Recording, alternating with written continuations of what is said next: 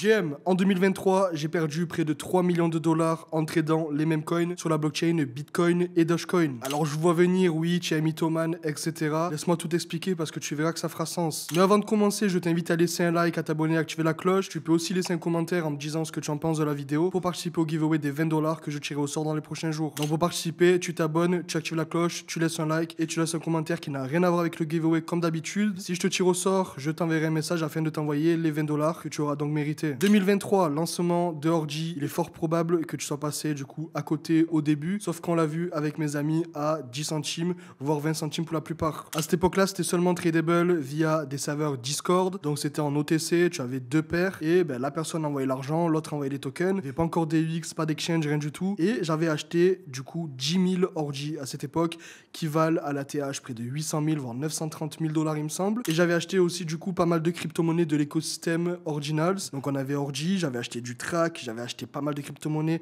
je m'en souviens plus du nom, il y avait du Nals, bref c'était vraiment une folie. Et j'avais un bag qui valait au début de la hype près de 20 000 dollars. Que s'est-il passé? J'ai probablement été trop cupide, j'ai mis de l'argent et que je pouvais pas me permettre de perdre. À cette époque-là, 10 000 dollars c'était beaucoup d'argent pour moi. C'était pratiquement 80 à 90% de mon bag parce que j'avais retiré des profits de l'ancien bull run, j'avais acheté une voiture, j'avais passé mon permis, j'avais régalé la famille, j'étais parti en vacances et du coup il me restait pas grand-chose. Donc l'opportunité se présente, je vois un nouveau protocole sur la blockchain Bitcoin, c'était tout nouveau et je commençais à entendre les développeurs Bitcoin commencer à se plaindre en disant comme quoi ce protocole nuisait en quelque sorte à l'activité des mineurs et les mineurs commençaient vraiment à galérer dans le sens où il y avait beaucoup trop d'activités. Pour passer une transaction à cette époque-là, c'était pratiquement 24 à 48 heures. Il y avait beaucoup de problèmes de frais de gaz, j'avais même pas calculé combien de transactions allait coûter et c'est à ce moment-là où je me suis dit il se passe quelque chose et il faut vraiment que je mette beaucoup d'argent dedans. Donc que s'est-il passé? J'achète de l'ordi en OTC, j'en prends 10 000, j'achète du track, j'en ai acheté pratiquement 100 000, j'ai acheté du NALS, je m'en souviens plus comment j'en avais acheté et je fais mon profit, je commence à faire l'arbitrage entre les serveurs d'OTC, donc il y avait à l'époque OrdiSwap, il y avait aussi Unisat où ils avaient leur propre serveur Discord et je faisais de l'arbitrage, sauf qu'arrivé à un moment, j'ai pris mon profit et je me suis retrouvé à peu près avec 1000 à 2000 ordi et j'avais pratiquement plus aucun track. Alors moi à cette époque-là,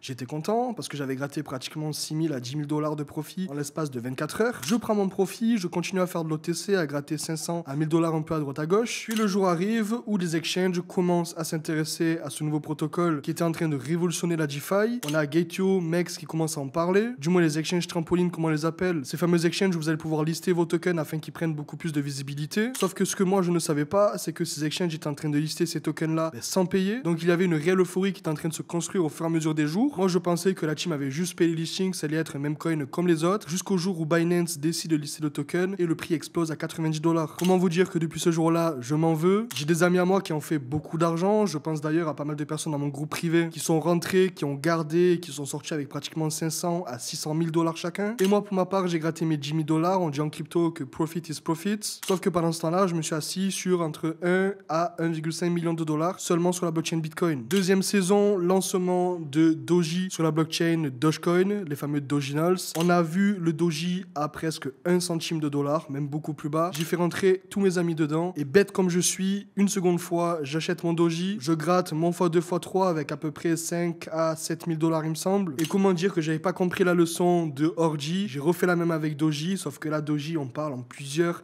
centaines de milliers de Doji et le token Doji est monté à pratiquement 6 dollars pendant l'euphorie de ce protocole. En sachant aussi que j'avais pas mal de tokens, il y avait du Elon, il y avait aussi pas mal de tokens à la con comme le Cola, etc. Bref, j'en avais plusieurs millions. Donc entre Ordinals et Dojinals, j'ai perdu, ou du moins mon manque à gagner est de à peu près 3 millions de dollars. Conclusion, comme dirait le grand gourou des meme coins, stop trading and believe in something. Lorsque vous avez une conviction, gardez-la. Restez safe, n'investissez pas l'argent que vous pouvez pas vous permettre de perdre. Parce que c'est dans ces moments-là où la cupidité va vraiment exploser dans votre corps et vous allez juste avoir envie d'une seule chose, c'est d'appuyer sur le bouton sell. Surtout qu'il y a une stratégie assez simple dans tout ce qui est meme coin, altcoin, même dans la crypto-monnaie en général, c'est de garder un moonbag et c'est l'erreur que j'ai faite dans ces deux protocoles et c'est une erreur qui m'a coûté quand même assez cher. Donc dis-moi en commentaire si toi aussi tu as vécu quelque chose un petit peu comme dans cette situation, en sachant que ton commentaire te rendra éligible pour le giveaway de cette vidéo. Et n'oublie pas de t'abonner, d'activer la cloche et de laisser un like.